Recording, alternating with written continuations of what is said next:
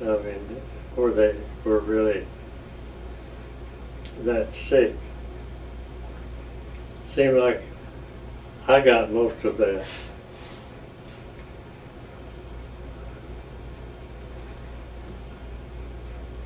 So what did you do after you got out of the military?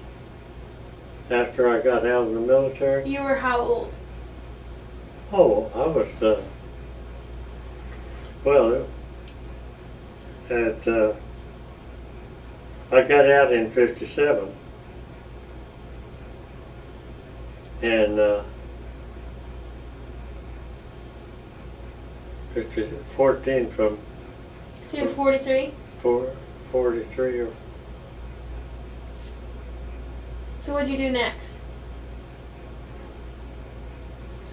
well, I guess the next thing we did was start college. That sounds funny, doesn't it? At 47, 43, and Jeannie would been about 40. We started school. Both of you? Both of us. Where'd Yeah. you go?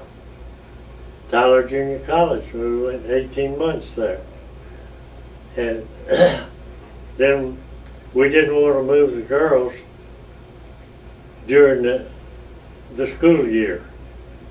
So that fall, we moved to Denton, trying to find a place that we could live for, you know, and go to school. And Jeannie went right straight on. She went to she cleared right through and got her degree in a hurry. And she started teaching school, and then she wanted a master's, and she started it in library service. And she wanted a master's in library service. So she went back and got it. And then she got a master's in reading. And I'm not sure what the other one was, but she had 3 master's degrees. And it turned out, I guess I wasn't supposed to go, because I got the first job I had after we moved to Denton were jobs doing carpenter work. And carpenter work was really about all I had done before. I worked with Uncle Henry before I went in the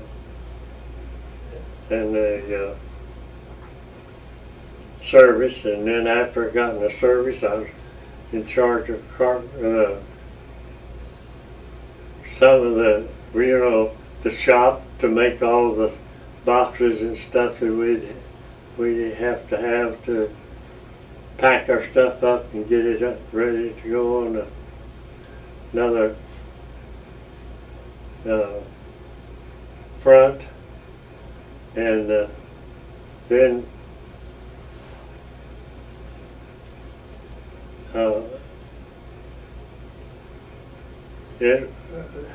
I was just about to lose my chain of thought.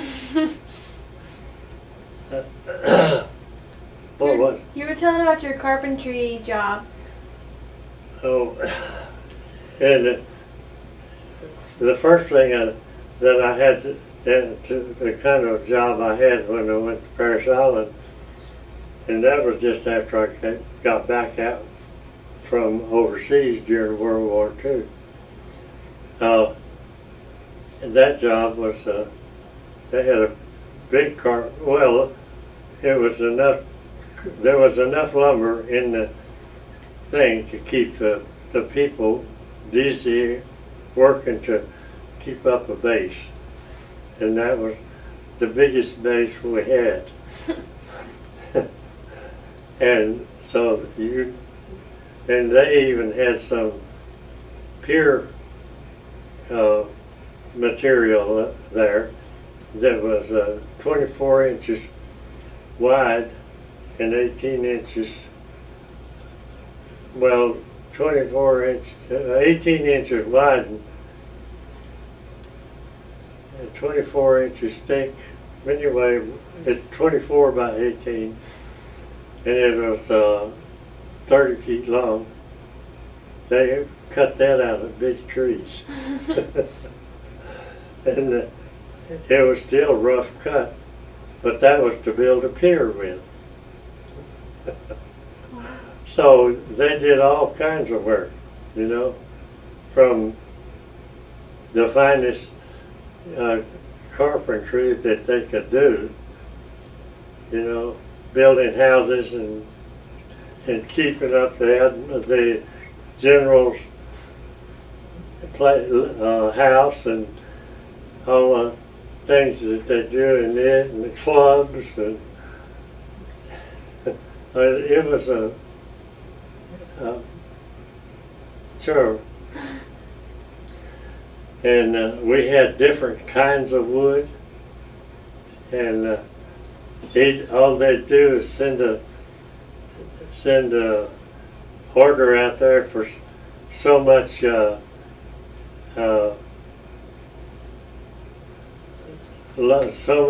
so many pieces of, say, red gum or different, whatever different kind of wood. Oh, then one of the woods I'll have to tell you about was Pecky cypress. And the Pecky cypress is where, see, the cypress rots in streaks as it grows. And these streaks, when they use it in, say, they put it in the officers club, and it had those holes that go back to the whatever cover they had it on the inside. It'd be back to that color. And I had never seen that kind of wood before, and had never dealt with it, you know.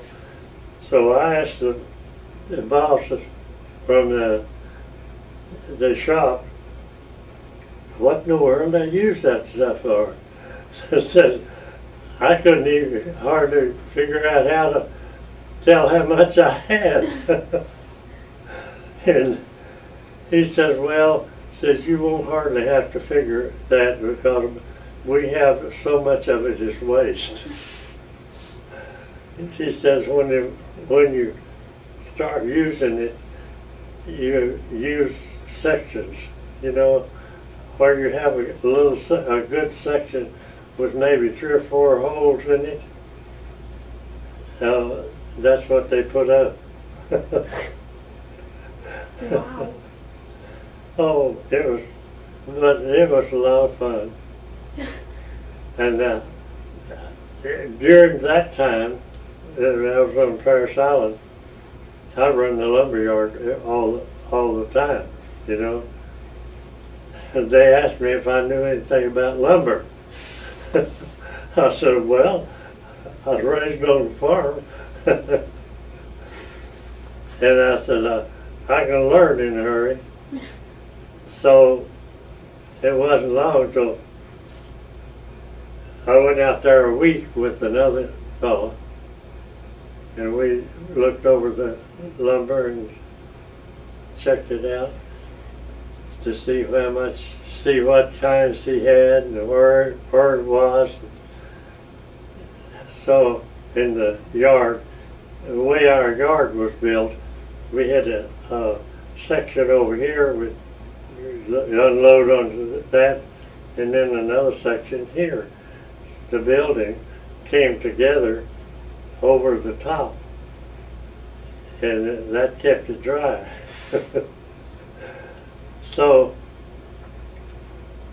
and that's where I met the fellow that was the only one we ever kept up with. He and his wife were the only ones we ever kept up with after we got out of service. How'd you meet him? He was coming through boot camp. See, he lived in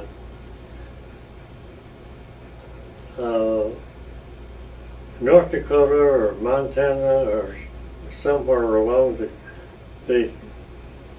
that coast. I mean the area up there of Canada. What's his name? Him and his wife?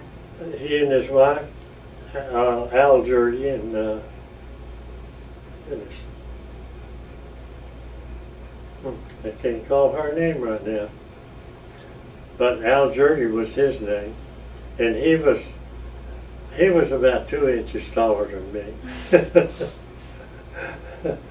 He was a big guy, and he loved that, working the lumber yard. Yeah, he liked that.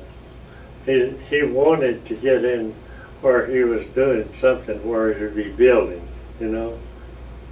And so he got a chance to learn about lumber there. And but he was coming out there. He came out 3 times on working parties. And the third time he came, I said, "Would you like to work out here?" And he says, "Yeah." See, the war was over.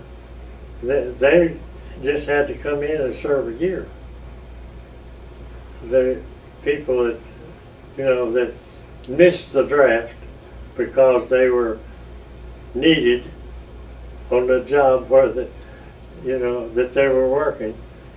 And so when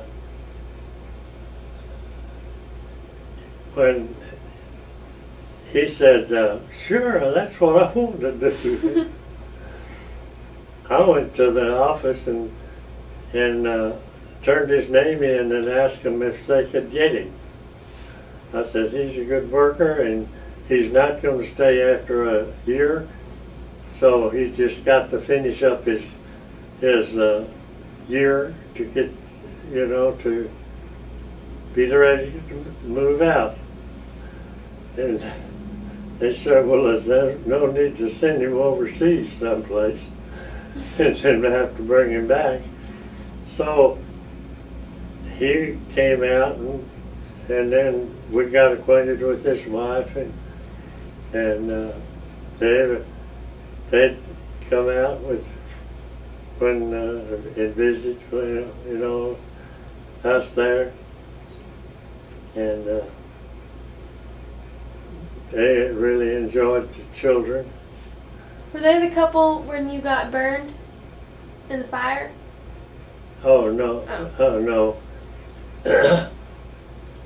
This couple just got all connection we had before he got out of the service was right there in Parris Island, in the lumber yard, really. And we really, you know, enjoyed that. It was a lot of fun. So you kept up with Al Jurgy and his wife for all those years? Who? You with Al Jurgy? Jurgy? Oh, yeah, Jordan. Jordan? How long did y'all stay in touch?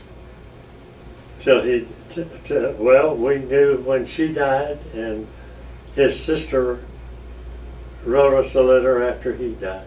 Wow. Till there, as long as they lived. Did you have any other, like, really good friends from the military? Well, I had some I thought was good friends, but we never corresponded. Never kept up to know where they went after they went home, you know. Who were they? Who were the other? Well, the sergeant major was one of the ones that I thought a lot of, and we visited, you know, to play cards or dominoes or something we do that once in a while, and